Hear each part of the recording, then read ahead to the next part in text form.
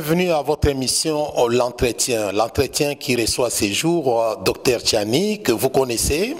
Avec Dr Tchani, nous allons parler des 100 jours de programme d'urgence lancé par les chefs de l'État. Docteur, bonjour. Bonjour et soyez les bienvenus. Merci, docteur.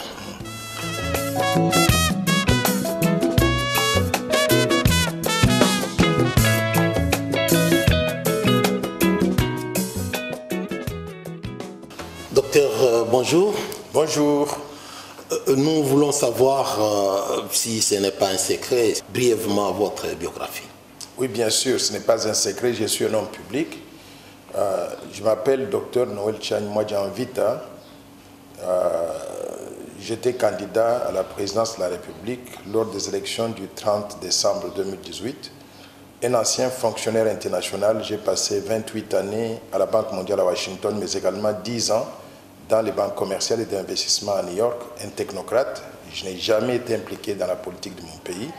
J'ai publié plusieurs livres, parmi lesquels La bataille pour une monnaie nationale crédible, mais aussi le plan Marshall pour la reconstruction et le développement de la République démocratique du Congo. Parlons un peu de 100 jours lancés par le président de la République. Quel aperçu général avez-vous de ce programme? Je crois que l'avantage du programme de 100 jours, ou le programme d'urgence, comme on l'a appelé, lancé par le président de la République, l'avantage de ce programme, c'est de montrer la volonté qu'on veut changer les choses, de reconnaître que le pays se trouve dans une situation très critique, pas d'infrastructure de base, pas de conditions de travail adéquates. La population est littéralement clochardisée, elle vit dans des conditions difficiles. Donc le président de la République a pris la mesure de cet état de choses en mettant sur la table un plan d'urgence. Pas pour résoudre tous les problèmes, parce que les problèmes sont structurels et vont prendre beaucoup de temps avant d'être résolus, mais pour démarrer le processus en attendant que des grandes actions ne soient menées. C'est ça le jugement que moi je fais de ce programme d'une façon globale. Donc, c'est une indication d'intention qu'on a des soucis de développement importants et qu'il faut les résoudre de façon méthodique. Et voilà, aujourd'hui, il y a certaines langues qui pensent que ce programme est tellement ambitieux qu'il est multisectoriel. Ils auraient souhaité que le président puisse prendre quelques secteurs seulement, au lieu d'embrasser plusieurs secteurs, parce qu'on voit parfois des travaux qui ne sont pas terminés. Qu'est-ce que vous dites à ces gens-là qui pensent comme ça? Vous savez, quand on a un pays comme la République démocratique du Congo qui manque de tout, qui est dans une situation de coma, il faut avoir de grandes ambitions pour arriver à réveiller ce grand pays qui est endormi depuis plusieurs années. Donc, lancer un petit programme, ce n'est pas reconnaître qu'on a des soucis de développement dans tous les secteurs. Moi, je pense que l'avantage du plan présenté par le président de la République, c'est de reconnaître que les problèmes sont dans tous les secteurs. Maintenant, est-ce qu'on peut régler ces problèmes en 100 jours? Ma réponse est non. Ma réponse est que ça prendra du temps qu'on puisse les régler. Mais en attendant, il faut au moins lancer ce message très fort qu'on a une grande ambition de régler ces problèmes de façon méthodique à travers tous les secteurs. On peut commencer ces travaux dans les 100 jours, mais ça va se poursuivre pendant tous les quinquennats dirigés par ce président de la République. Et quels sont les secteurs qui sont prioritaires pour la RDC? Parce qu'on a vu que dans ces programmes, le président a visé l'éducation, il a visé la santé, il a visé les infrastructures, mais est-ce qu'il n'y avait pas moyen de prioriser certains secteurs? Comme vous le savez, je suis l'auteur du plan Marshall de Noël Tchani pour la reconstruction et le développement de la RDC. C'est une grande vision de développement pour sortir le Congo de la situation actuelle et en faire un pays émergent en l'espace de 15 ans. Pour cela, j'ai dû faire un diagnostic de la situation. Et mon diagnostic n'est pas différent de celui que le président a fait pour mettre en place son plan d'urgence. Mon diagnostic a révélé que secteur par secteur, le Congo est en deçà de ce qu'il devait être. Donc, quelles sont les priorités? Je dirais que tout est prioritaire dans un pays comme le Congo. Vous savez, le développement, on ne peut pas dire simplement qu'on va régler tel problème dans tel secteur et laisser tous les autres. Le développement, c'est prendre des actions concomitantes dans tous les secteurs qui ont besoin donc d'être redressés et travailler sur ces secteurs-là. En ce qui me concerne, il nous faut rétablir un climat de paix et de sécurité sur l'ensemble du territoire national. Il nous faut améliorer le système de gouvernance pour capter les ressources publiques, les mettre dans le budget national et financer le développement. Il nous faut investir dans le capital humain, c'est-à-dire l'éducation, la santé. Il nous faut développer l'agriculture, l'élevage et la pêche pour assurer l'autosuffisance alimentaire. Il nous faut bâtir les infrastructures de base, c'est-à-dire des routes, des autoroutes, des chemins de fer, les aéroports, les ports, tout ce qui est infrastructure de base, l'eau, l'électricité, les télécommunications. Et il nous faut diversifier l'économie. Il nous faut mettre en place un bon environnement propice au développement du secteur privé et aussi améliorer le système des finances nationales, c'est-à-dire comment la monnaie congolaise est gérée, la banque centrale, les banques commerciales, ainsi de suite. Bref, tous les secteurs sont importants et tous les secteurs sont prioritaires. Je vois quelques actions dans le cadre du plan Marshall qui sont reprises dans le cadre donc du programme d'urgence annoncé par le chef de l'État. Ce qui est une bonne chose. C'est une bonne chose parce que je pense qu'il a pris la dimension des défis de développement auxquels notre pays est confronté. Et ayant pris cette dimension, il a voulu montrer au peuple congolais qu'on va tout faire à travers tous ces secteurs pour arriver à régler les défis de développement auxquels nous sommes confrontés. Mais quand vous évaluez ces plans, quand vous voyez les résultats aujourd'hui, au bout de 100 jours, est-ce qu'on peut dire que le bilan est positif? Les actions que moi je considère sont très positives jusqu'à présent. D'abord, le président de la République a voulu rétablir un climat de paix et de sérénité sur l'ensemble du territoire, en commençant par la libération de tous les prisonniers politiques. Oui. On avait des compatriotes qui étaient en prison depuis plusieurs années pour des raisons qui n'étaient pas très claires, des raisons politiques. Il les a libérés. Il a pu aussi nettoyer le terrain pour que ceux qui sont dans l'exil puissent rentrer donc dans le pays, calmement dans leur pays et vaquer à leurs occupations. C'est une bonne chose. Il a pu libéraliser, si je peux dire, donc la presse, l'accès à la presse. Moi qui vous parle, je ne pouvais pas passer dans des télévisions publiques. Aujourd'hui, je peux passer librement dans des télévisions publiques ou des télévisions semi-publiques. Je passe très librement. Les autres aussi, les autres candidats à la présidence peuvent aussi faire la même chose. L'accès à la presse devient de plus en plus libéralisé. C'est une bonne chose. J'ai vu que le président de la République a lancé quelques travaux de rénovation des infrastructures. On avait commencé à rénover certains pavillons à l'hôpital général de référence, certaines routes dans la ville de Kinshasa, mais également dans des provinces. Dans des cas militaires aussi. Bon, dans des cas militaires, ainsi de suite. Le président a parlé de la gratuité de l'enseignement. C'est une promesse, c'est une action qui est positive. Cela est faisable. On peut avoir la gratuité de l'enseignement. C'est très faisable, ça dépend de la mobilisation des ressources. Moi, j'ai toujours considéré que nous devons être très stricts dans la lutte contre la corruption, la prédation des ressources naturelles et le détournement des fonds publics. Si on capte ces ressources-là, on aura un budget plus costaud, on peut assurer la gratuité de l'enseignement et même faciliter l'accès aux soins de santé pour tout le monde. Donc c'est faisable, mais nous devons, en tant que peuple congolais, nous faire violence pour accepter des mesures difficiles, mais qui pourraient être salutaires pour l'avenir. Il y a aussi autre chose. Le président a voulu prêcher par l'exemple. Et je crois que les gens n'ont pas compris l'idée derrière ça. Il est parti dans un voyage à l'étranger, il est revenu, il a renvoyé un chèque de 163 000 $ au Trésor public pour dire, sur mes frais d'émission, voici ce que je retourne. Je crois que c'est un signe positif, sauf que je pense qu'il faut qu'il traduise cela en politique générale maintenant pour tous les fonctionnaires de l'État, que quand vous partez en mission, on vous donne une avance sur le trésor public. Quand vous revenez, vous faites ce qu'on appelle le rapport des dépenses pour dire combien vous avez reçu au départ, combien vous avez dépensé et ce qui reste, vous reversez au trésor public. J'encourage le chef de l'État à faire adopter au niveau du gouvernement cette politique qui deviendra une politique générale pour tout le pays. Je crois que ça contribue à ce que j'appelle les mécanismes de bonne gouvernance. Maintenant, au-delà de cela, je vois, il y a beaucoup de personnes que le président a dû visiter sur le plan africain et le plan international. Il a fait beaucoup de voyages. Je crois que cela a contribué à ce que je veux dire, à asseoir la légitimité du pouvoir. On est sorti des élections du 30 décembre.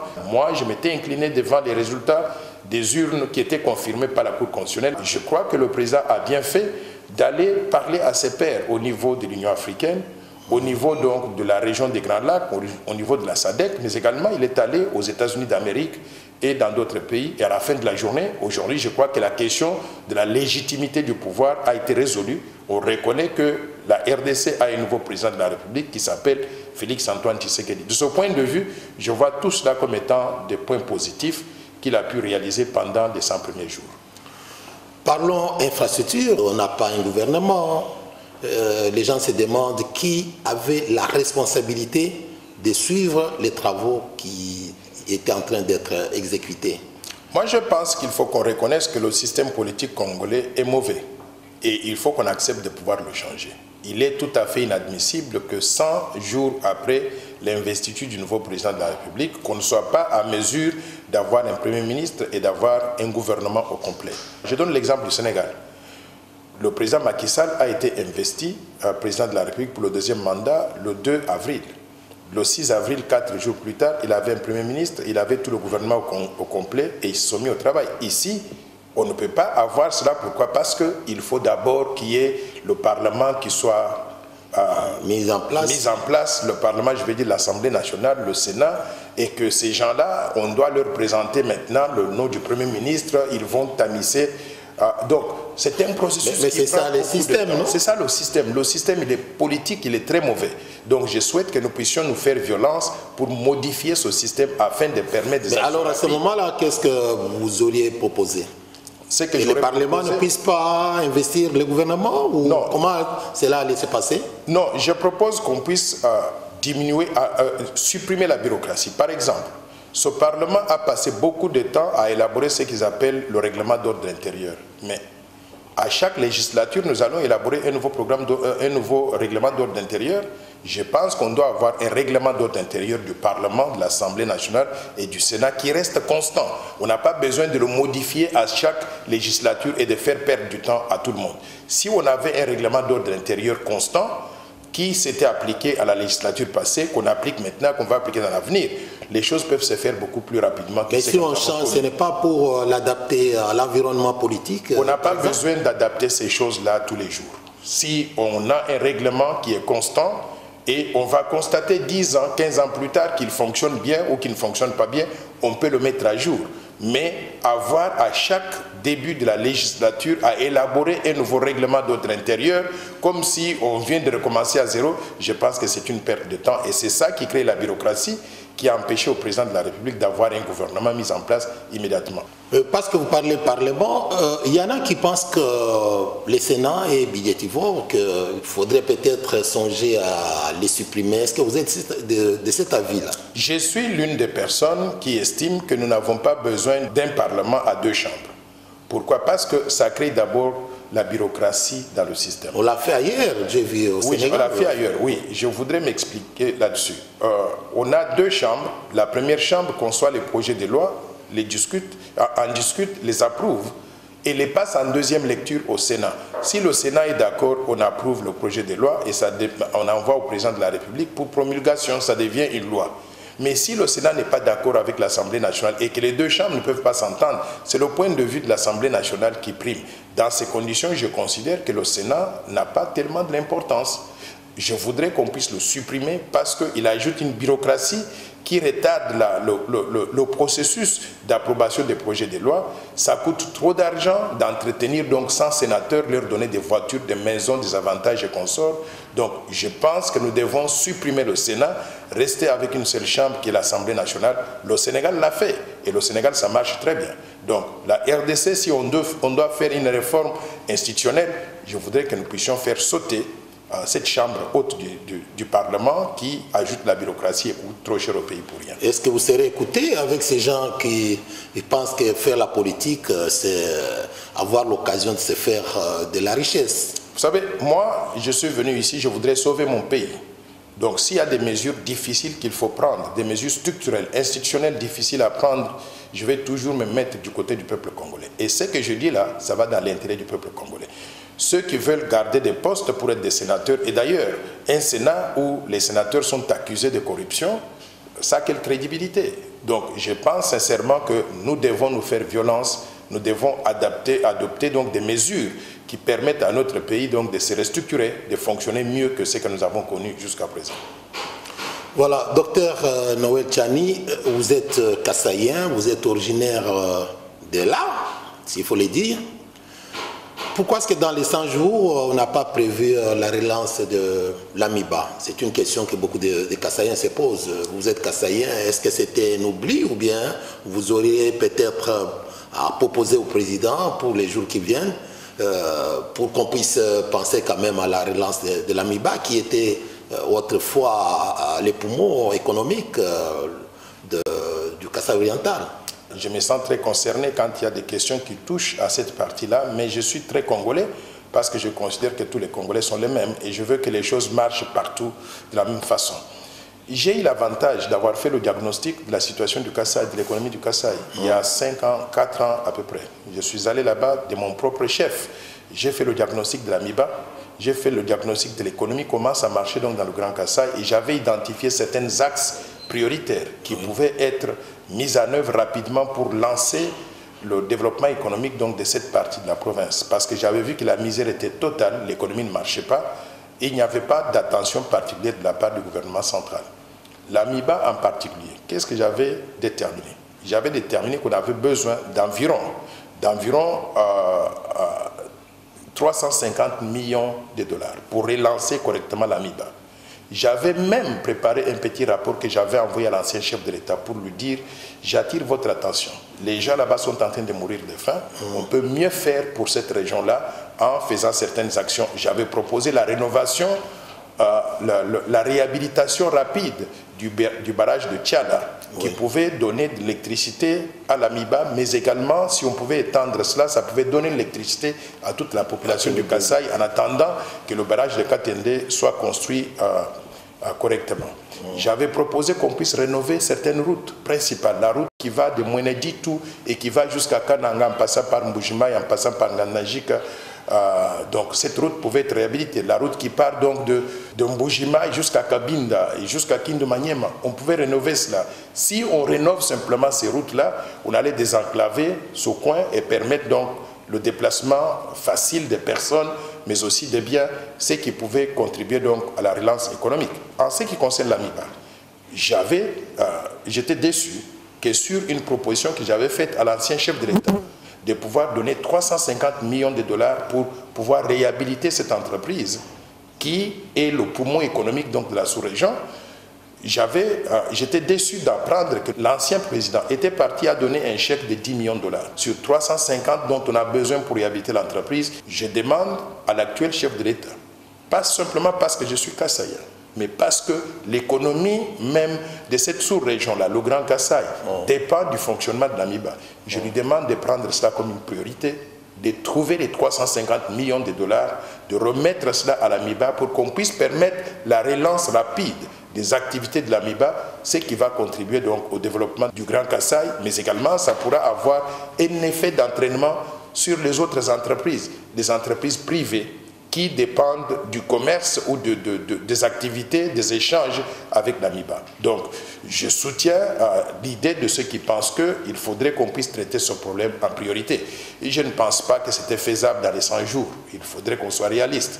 Mais pendant son quinquennat et le plus rapidement possible, j'invite le nouveau chef de l'État à pouvoir y faire plus attention pour que ce Kasaï qui a été négligé pendant plusieurs années puisse retrouver la vitalité et qu'on puisse créer des opportunités pour tous les Kassaïens, mais également des opportunités pour tout le peuple congolais. Docteur Tchani, parlons un peu de vous-même. Vous avez été candidat à la présidentielle, si vous pouvez vous appeler candidat malheureux. Il y en a qui n'acceptent pas ces qualificatifs-là. Aujourd'hui, les gens se posent la question de savoir qu'est-ce que vous attendez. Ce que j'attends, je voudrais que mon pays puisse se remettre sur la voie de développement économique et social rapide. Et je veux vraiment que ce Congo se mette au travail pour que le peuple congolais qui a été chosifié, qui se trouve aujourd'hui dans ce que j'appelle le chômage de masse, pratiquement 85% de la population active au chômage, pour que ce peuple puisse trouver son compte dans l'exploitation judicieuse des ressources naturelles de la RDC. Pour cela, moi j'invite le président de la République à faire une équipe de taille, une équipe de qualité. C'est-à-dire, quand vous parlez équipe, vous parlez gouvernement, des membres du gouvernement. Oui, je parle donc du choix du Premier ministre, le choix des membres du gouvernement. Je voudrais que ce soit des gens de qualité. Pourquoi? Parce que des technocrates ou des politiques. Oui, si on reprend les politiciens que l'on connaît, qui ont géré ce pays pendant non seulement les 18 dernières années sous le président Joseph Kabila, mais depuis 1960 d'ailleurs jusqu'à présent, et qui se sont servis à la caisse au lieu de servir le peuple congolais. Si on reprend les mêmes, c'est que rien ne va changer. Nous voulons un gouvernement qui va marquer la rupture par rapport au passé, mais qui va symboliser le changement positif attendu par le peuple congolais. Pour cela, je propose que le prochain Premier ministre soit un technocrate, un homme nouveau, qui n'a jamais été trempé dans la mauvaise gouvernance du pays, quelqu'un qui est hautement éduqué, qui a de l'expérience professionnelle, qui est spécialiste éventuellement dans le domaine des questions de développement, des questions économiques, et qui peut rassembler tout le monde. Quelqu'un qui, une fois qu'on annonce qu'il est Premier ministre, non seulement tous les Congolais, mais également le monde entier, tout le monde va dire « Ah ah, le Congo recommence à zéro, nous avons une nouvelle équipe de taille ». Mêmes critères devront s'appliquer aussi au choix des ministres du gouvernement pour que ce Congo puisse avoir la chance de revenir et de fonctionner normalement. Nous sommes presque arrivés à la fin de notre entretien. Quel est le dernier mot que vous avez concernant les 100 jours et ensuite concernant l'avenir de ce pays, ces grands Congos? Oui, je considère que le Congo c'est un grand pays. Nous avons réussi à assurer une transition démocratique, réussi le 30 décembre, lors des élections du 30 décembre 2018, nous avons un nouveau leadership politique. C'est un leadership politique congolais et qui veut que les choses puissent marcher mieux que ce que nous avons connu dans le passé. Moi, je voudrais inviter le peuple congolais à adhérer à la vision que présente le chef de l'État. Il faut lui donner le soutien maintenant pour qu'il puisse travailler dans l'intérêt du peuple congolais. Les 100 premiers jours qui viennent de s'écouler ont marqué une grande volonté de sa part, de la part du chef de l'État, de travailler pour le peuple congolais. Il a réussi à consolider, si je peux dire, la légitimité donc de son pouvoir. Il a établi de bonnes relations avec d'autres pays africains, avec les organisations internationales. Je pense que tout cela est positif. Les signaux qu'il donne, avec des actions à l'interne, telles que la libération des prisonniers politiques, telles que la libéralisation donc de la presse, ces signaux sont très positifs. C'est ça que nous voulons pour un véritable état de droit. Nous voulons que le président de la République puisse bâtir sur ces actions préliminaires qui sont positives, qu'il puisse bâtir pour faire mieux que ce que nous avons connu jusqu'à présent. J'invite le président de la République à traiter en priorité la question de la formation du gouvernement. Le choix du Premier ministre, la composition du gouvernement sont très importants. Je veux que le président de la République choisisse ce Premier ministre, cet oiseau rare, quelqu'un qui va faire la différence dans la vie de tout le monde, mais qu'il choisisse quelqu'un qui peut travailler avec lui, qui a une vision de développement similaire à la sienne, qui est propre, qui est technocrate, qui peut rassembler tout le peuple congolais. Maintenant, au-delà de ça, je ne voudrais pas que les gens puissent penser qu'on peut régler les problèmes d'un pays au bout de 100 jours. Nous venons de commencer un quinquennat, il faut lui donner le temps.